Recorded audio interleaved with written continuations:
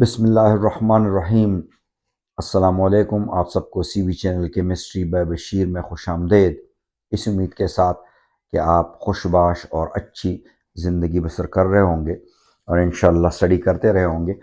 आज हम जो टॉपिक डिस्कस करने जा रहे हैं वो है conversion of coal gas into petroleum. इसको टू साइंटिस्ट थे जिनका नाम, एक का नाम था फर्स्ट फिशर और दूसरा का नाम था ट्रॉश। इन्होंने 1920 में ये एक्सपेरिमेंट जो है ये परफॉर्म किया था। ये बेसिकली एक लैंडमार्क था।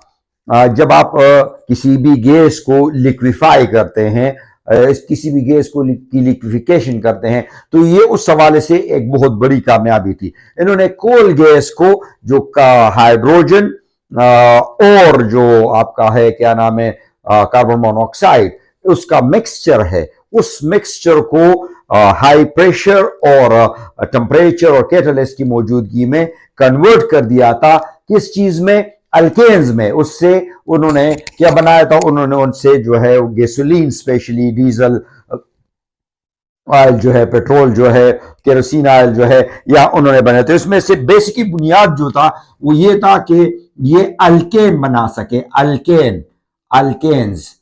अल्केन्स जो है कहां से? एक से लेकर कार्बन नंबर 20 या थोड़े बहुत ऊपर के कार्बन जो है कार्बन नंबर 20 तक मेनली ये बना रहे थे। और दूसरी बड़ी बात ये कि इसके साथ जो है ये मेजर था, ये इनका मेजर प्रोडक्ट था। मेजर माइनर प्रोडक्ट के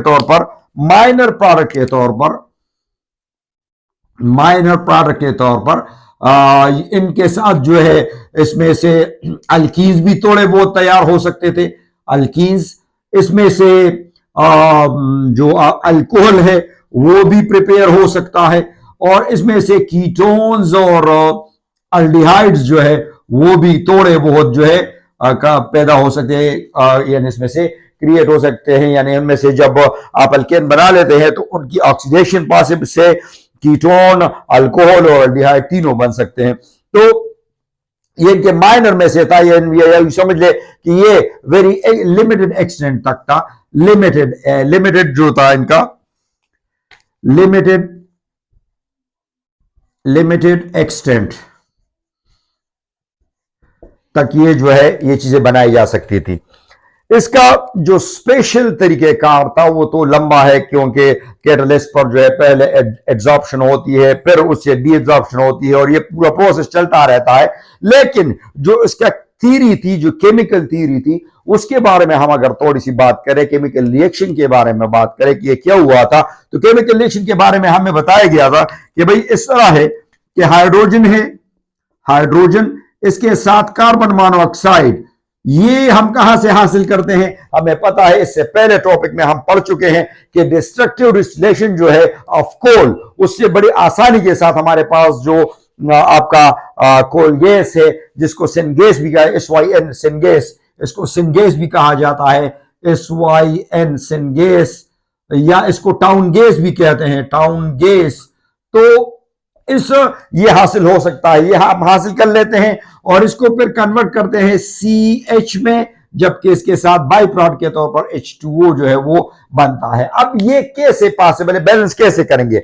तो बैलेंस करने का तरीका जो है वो हम N से करेंगे। N, ये एक इंटीजर है, ये एक डिजिट है।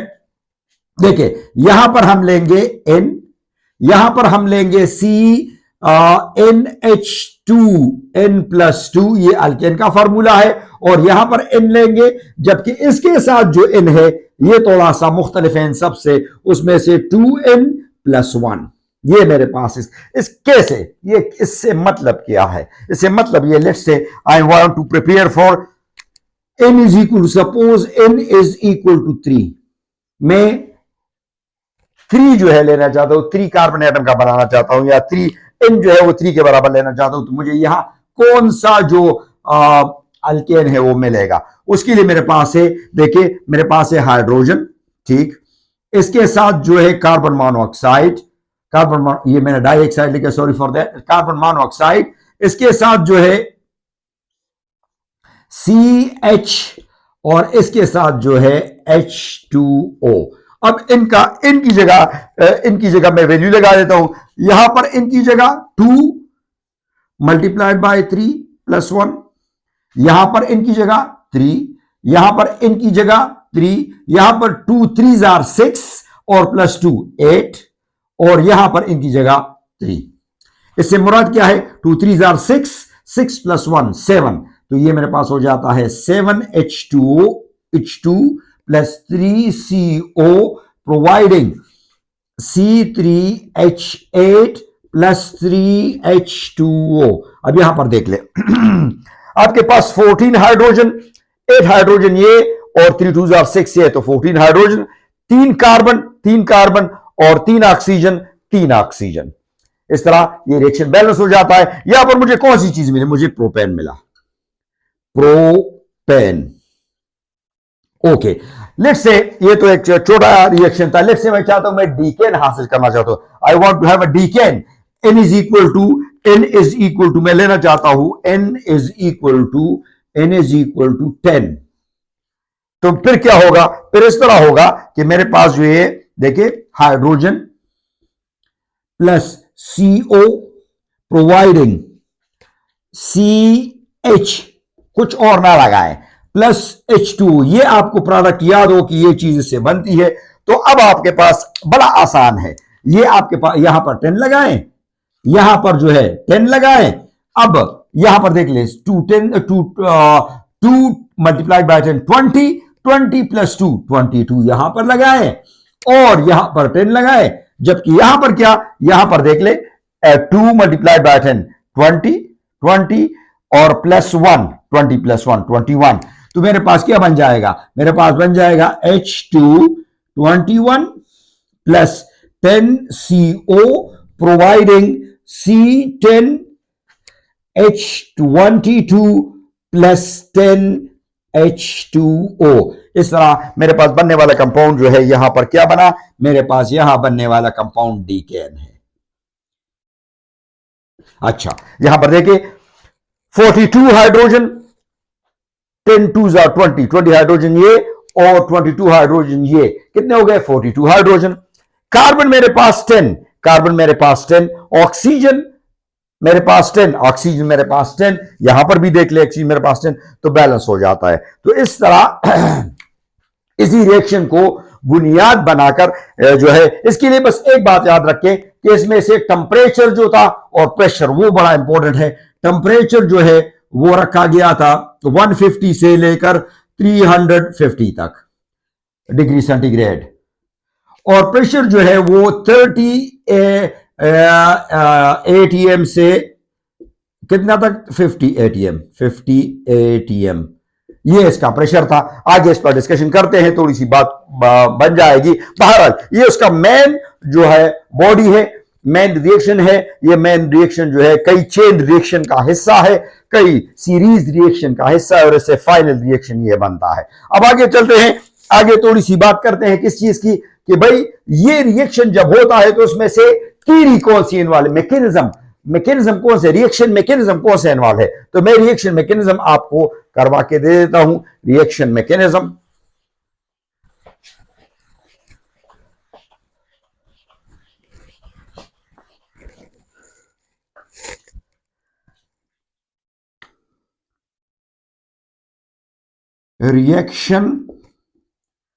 मैकेनिज्म, इसमें दो तरह के मैकेनिज्म इन्वॉल्व है।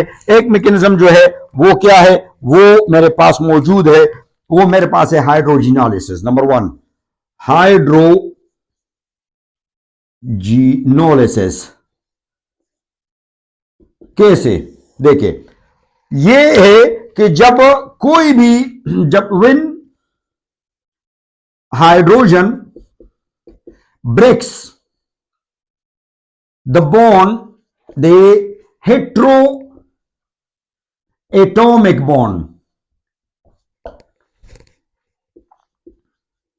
with carbon, ये कोई भी हो सकता है, ये कोई भी, यानी कार्बन के साथ नाइट्रोजन भी हो सकता है, सल्फर भी हो सकता है, क्लोरीन भी हो सकता है, हाइड्रोजन के अलावा कोई भी बॉन्ड हो सकता है, क्योंकि हाइड्रोजन उसको तोड़ रहा है। लेकिन यहां पर स्पेशली क्या है, यहां पर दैट इज हम लिख सकते हैं, दैट इज CO बॉन्ड जो कार्बन मोनोऑक्साइड में है, कार्बन मोनोऑक्साइड में CO बॉन्ड है, तो ये बॉन्ड जो है तोड़ता है, हाइड्रोजन तोड़ रहा है। ये बेसिकली कार्बन मोनोऑक्साइड का स्ट्रक्चर आप देख ले तो स्ट्रक्चर कुछ इस तरह है। ये एक जो है ट्रिपल बॉन्ड हो रहा है, किसमें से जो है इसकी तरफ जो है ये अगर आप ध्यान देते हैं तो ये मेरे पास ये इसका बन जाता है क्या, यानी नॉर्मल स्ट्रक्चर है कार्बन मोनोऑक्साइड का, एक अनस्टेबल कंपाउंड है। लेकिन मैं सिंपली इस एक बॉन्ड से इसको डिनोट कर रहा हूं ताकि आसान हो जाए हमारी बात समझना। तो यहां पर क्या करता है, हाइड्रोजन इस बॉन्ड को तोड़ता है, इस बॉन्ड को तोड़ता है। कैसे तोड़ता है, कार्बन मोनोऑक्साइड ये ऑक्सीजन के दरमियान जो बॉन्ड है, ये अगर मैं 2 यूनिट ले लूं, इसके साथ मैं क्या कर लेता हूं, मैं 4 हाइड्रोजन ले लेता हूं, एटॉमिक फॉर्म में आ जाते हैं, टूट जाते हैं, तो वो 4 हाइड्रोजन के 2 ऑक्सीजन पर अटैक कर लेते हैं, तो क्या बना लेते हैं, H2O बना लेते हैं, कितने 2, और ये दोनों कार्बन आपस में मिलकर कार्बन कार्बन बना लेते हैं। ये पहला रिएक्शन कंप्लीट हो गया, हाइड्रोजिनालिसिस, जिसमें से हाइड्रोजन ने हेटेरोएटॉमिक यानी कार्बन ऑक्सीजन का बॉन्ड जो है है वो तोड़ दिया, कार्बन कार्बन का नहीं, हेटेरो कार्बन के साथ कोई और हाइड्रोजन और कार्बन के अलावा बाकी जो भी बॉन्ड हो कार्बन के साथ, उस बॉन्ड को हाइड्रोजन ने तोड़ दिया। वहां पर उसने ऑक्सीजन लेकर जो है क्या किया, वाटर बनाया, जबकि कार्बन और कार्बन आपस में मिल गए। अब दूसरा जो इसका रिएक्शन है, दूसरा रिएक्शन अगर हम देख ले वो है हाइड्रोजिनेशन।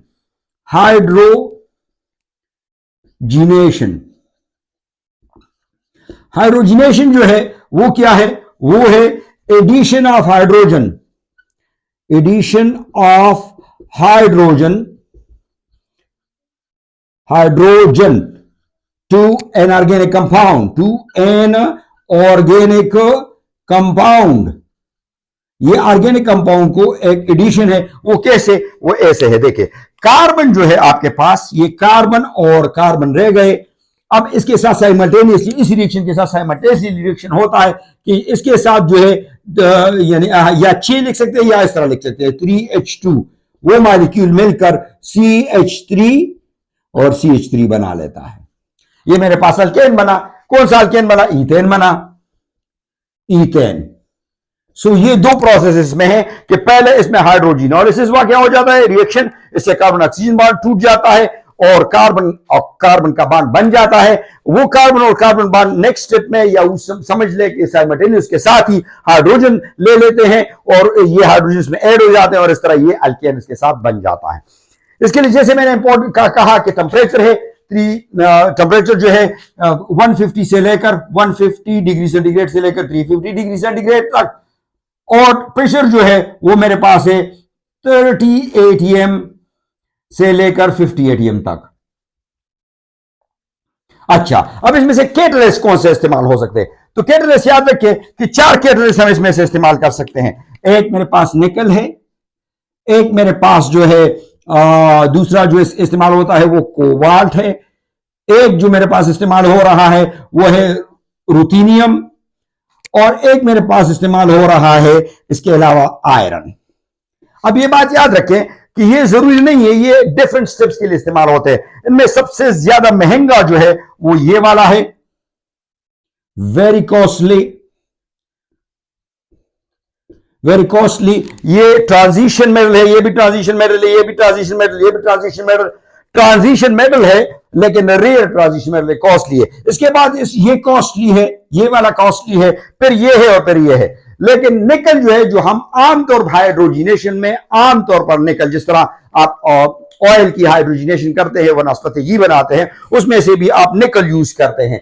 लेकिन यहां पर निकल यूज करने का मकसद क्या है, निकल यूज करने का मकसद यह है कि low alkane, preparation of low alkane आप बनाते हैं। मसलन स्पेशली कौन से वाले, स्पेशली मीथेन जो है यहां पर बहुत ज्यादा बन जाता है, मीथेन जो कि रिक्वायर्ड नहीं है। तो अगर आपको मीथेन रिक्वायर्ड है फिर तो सही है, फिर आप निकल इस्तेमाल कर सकते हैं। अदरवाइज रुथेनियम के साथ आयरन को इस्तेमाल किया जाता है, या रुथेनियम के साथ जो है कोबाल्ट को इस्तेमाल किया जाता है, या कोबाल्ट और आयरन का यानी डिफरेंट कॉम्बिनेशन यूज किए जाते हैं ताकि अपने मर्जी के मुताबिक, डिजायर के मुताबिक लंबा चेन जो है बना सके। लंबा चेन आयरन में बहुत ज्यादा बनता है, कोबाल्ट में सबसे ज्यादा, और रिथीनियम में से भी लंबा चेन बनता है। ये लेस कॉस्टली है, कॉस्टली तो है लेकिन यहां पर इसको टेम्परेचर कम चाहिए होता है और ये लंबे चेन भी बनाता है। तो इस वजह से फिर रुथीनियम के साथ कोबाल्ट या कोबाल्ट अकेले या आयरन, इनमें से कोई भी इस्तेमाल किया जा सकता है या कॉम्बिनेशन इस्तेमाल की जा सकती है। ये था आपके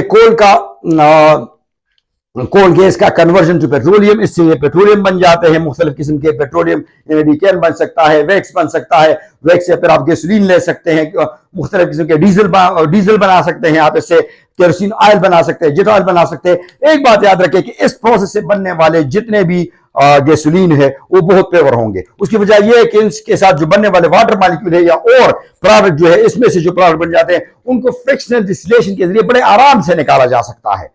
तो ये हमें प्योर मिलेंगे, इसमें से सल्फर कंटेंट कम होगा, इसमें से और इंप्योरिटीज जो है वो कम होगी। इसीलिए आमतौर पर जेट इंजन के तौर पर, जेट इंजन के लिए और जितने और वो इससे बने हुए ऑयल जो है, इससे बने हुए जो फर्नेस में जो जहां पर बहुत ज्यादा हेवी हीट चाहिए होती है, वो इस तरह के जहां पर कम धुआं चाहिए होता है, इस तरह के केमिकल्स जो है, यानी जो जहां पर रिफाइन फॉर्म में, बहुत रिफाइन फॉर्म में आपको ऑयल चाहिए होता है, बहुत साफ सुथरा प्योर ऑयल चाहिए होता है, वो हम इस मेल से बना सकते हैं। तो इंशाअल्लाह उम्मीद है आपको ये टॉपिक पसंद आ गया होगा। ये बहुत छोटा सा टॉपिक था लेकिन थोड़ी बहुत टेक्निकलिटी थी, इस वजह से आपके सामने लेके आया हूं। उम्मीद है ये चीजें आपको समझ आ गई होंगी। कहीं पर आपको कोई ऐसी बात हो, कोई ऐसी पेचीदगी हो, कोई ऐसा सवाल हो, आप मुझसे कमेंट सेक्शन में पूछ सकते हैं। इंशाअल्लाह जवाब जरूर मिलेगा और इंशाअल्लाह आने वाली वीडियो तक मुझे इजाजत दीजिए। अपना बहुत ज्यादा ख्याल रखिए। अल्लाह हाफिज।